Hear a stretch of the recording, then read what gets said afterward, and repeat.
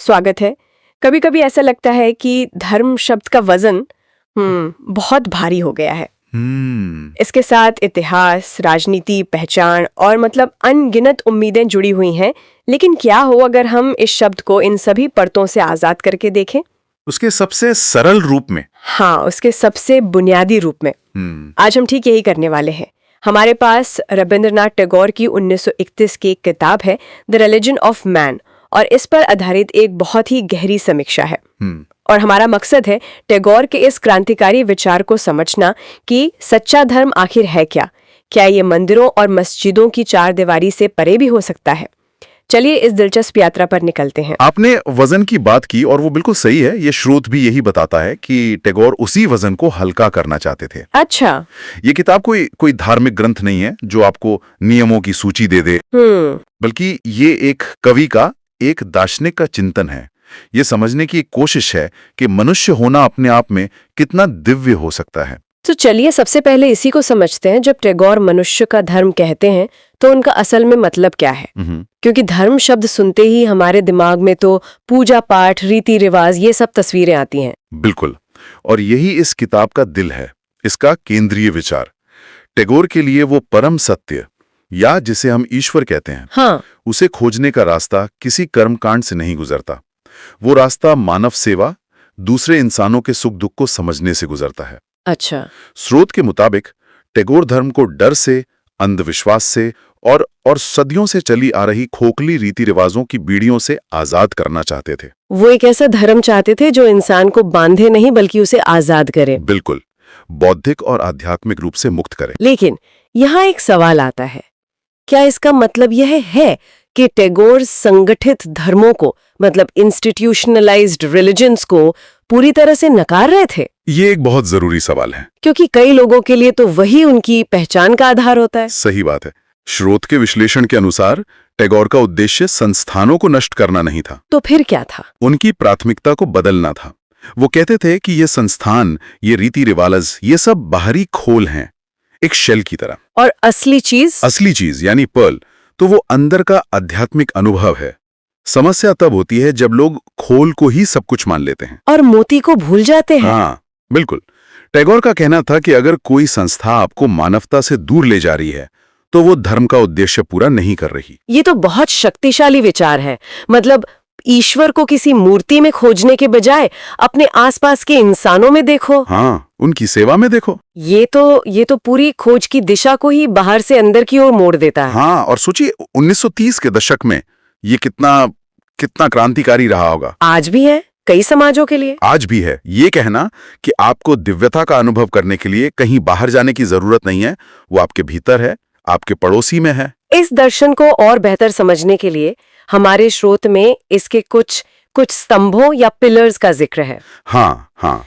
इसमें सबसे पहले आता है मानव धर्म यानी ह्यूमनिज्म, फिर है मन की स्वतंत्रता और अंत में सार्वभौमिक आध्यात्मिकता। और ये तीनों एक दूसरे से बहुत गहरे जुड़े हुए हैं। तो मानव धर्म से शुरू करते हैं। इसका क्या मतलब है? इसका सीधा सा अर्थ है इंसानियत को किसी भी दूसरी पहचान से ऊपर रखना। किसी भी दूसरी पहचान से? हाँ, चाहे वो मजहब हो, जाति हो, राष्ट्र हो, कोई भी पहचान। ये मानना कि एक इंसान का दूसरे इंसान से जो रिश्ता है वही सबसे पवित्र रिश्ता है। और 1930 के दशक में ये कहना, जब दुनिया राष्ट्रवाद और इन सब पहचानों में उलझी हुई थी, बुरी तरह उलझी हुई थी, तब ये कहना कि आपकी सबसे बड़ी पहचान इंसान होना है, ये तो बहुत बड़ा राजनीतिक बयान भी था। बिल्कुल, ये उस दौर के हर वाद को एक चुनौती थी।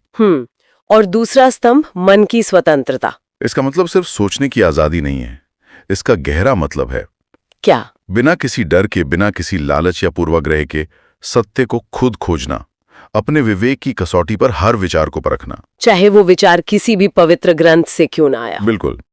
और तीसरा स्तंभ सार्वभौमिक आध्यात्मिकता। इसका क्या मतलब हुआ? क्या एक ग्लोबल रिलीजन? नहीं, ग्लोबल रिलीजन नहीं। स्रोत इसे बहुत अच्छे से समझाता है।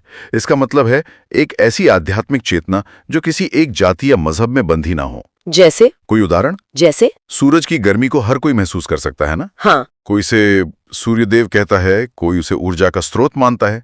नाम अलग अलग है पर गर्मी का अनुभव तो यूनिवर्सल है। अच्छा। टैगोर की सार्वभौमिक आध्यात्मिकता उसी साझा अनुभव की तरह है। वो एहसास कि हम सब एक ही विशाल चेतना का हिस्सा है। पर यहाँ एक सवाल मन में आता है, क्या ये विचार थोड़ा ज्यादा मतलब आदर्शवादी नहीं है?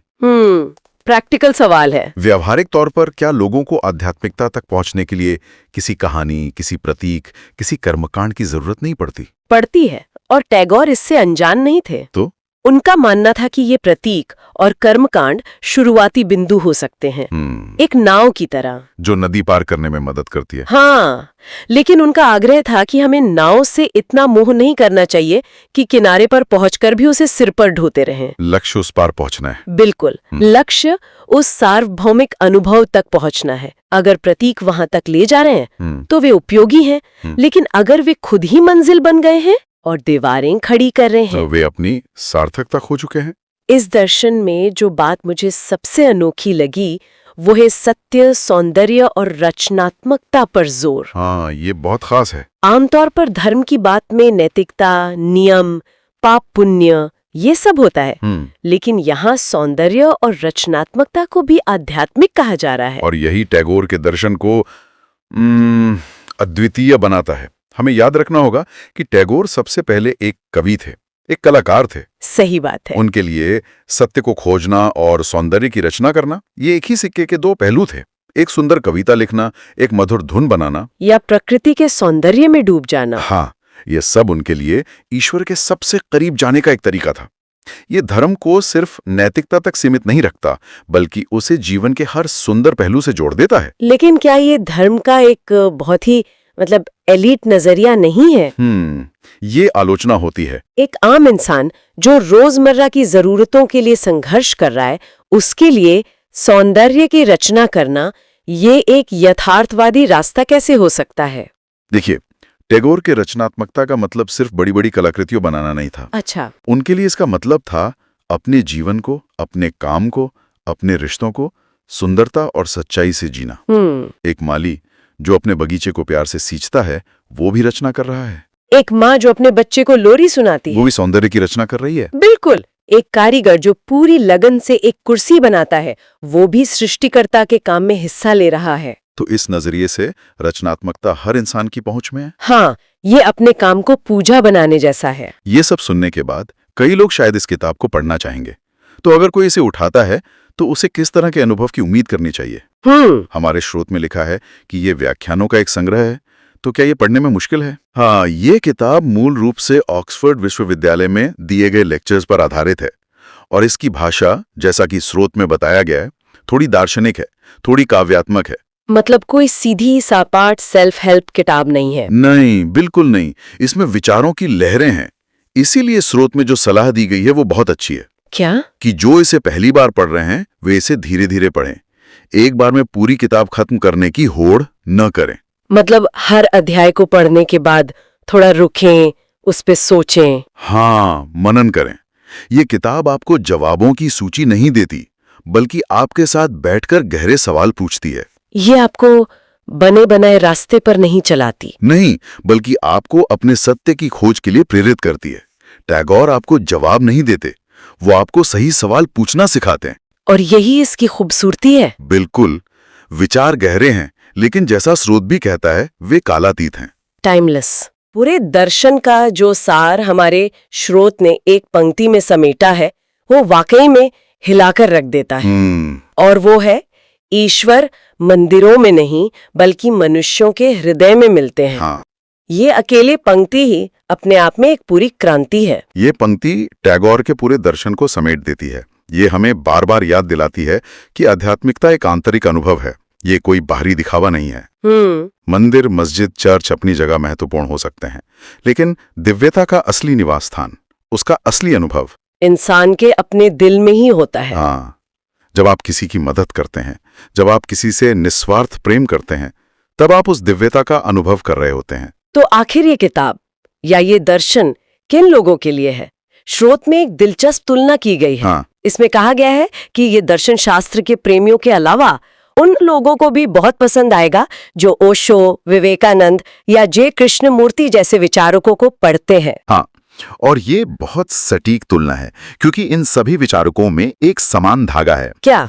अनुभव को सिद्धांत पर प्राथमिकता देना। विवेकानंद ने भी कहा था, नर सेवा नारायण सेवा। मानव सेवा ही सर्वोच्च पूजा है। हाँ, जे कृष्णमूर्ति ने भी सभी तरह की कंडीशनिंग से मुक्त होकर सत्य को खोजने की बात की। ये सभी विचारक धर्म को एक जीवंत व्यक्तिगत अनुभव बनाने की बात करते हैं, जो टैगोर के दर्शन के बहुत करीब है। बिल्कुल, यह उन सभी के लिए है जो मानते हैं कि सत्य किसी एक किताब या एक संस्था की बपौती नहीं हो सकता। तो इस पूरी चर्चा को समेटते हुए हम कहाँ पहुंचते हैं?